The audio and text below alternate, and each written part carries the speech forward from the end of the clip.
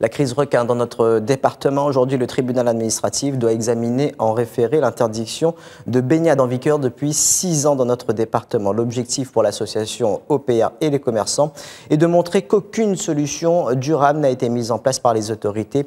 Pour développer cette actualité, nous retrouvons tout de suite Jérémy Cazot en direct pour Antenne Réunion. Jérémy, bonjour. Dans quel état d'esprit sont ressortis les plaignants ?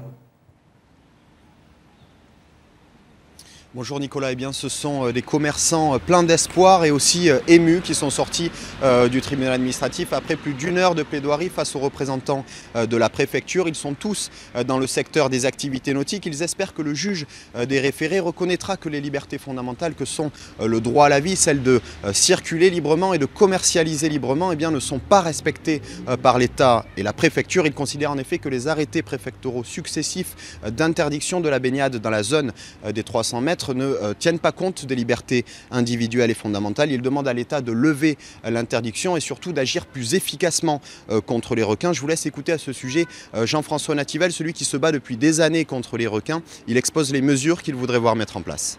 Les mesures qu'on a demandées, c'est tout simplement un renforcement de l'effort de pêche, notamment au sein des zones qui sont actuellement interdites à la pêche de la réserve marine, c'est-à-dire les zones de niveau 2. On a demandé, si besoin, l'emploi d'autres moyens tels qu'ils sont utilisés en Afrique du Sud ou en Australie, c'est-à-dire des filets qui fonctionnent.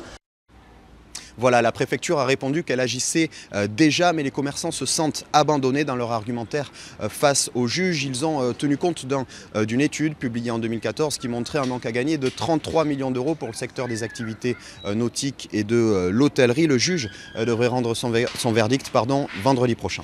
Merci beaucoup Jérémy Cazot pour toutes ces précisions. Vous étiez en direct devant la caméra de Ludovic Permaneken pour Antenne Réunion.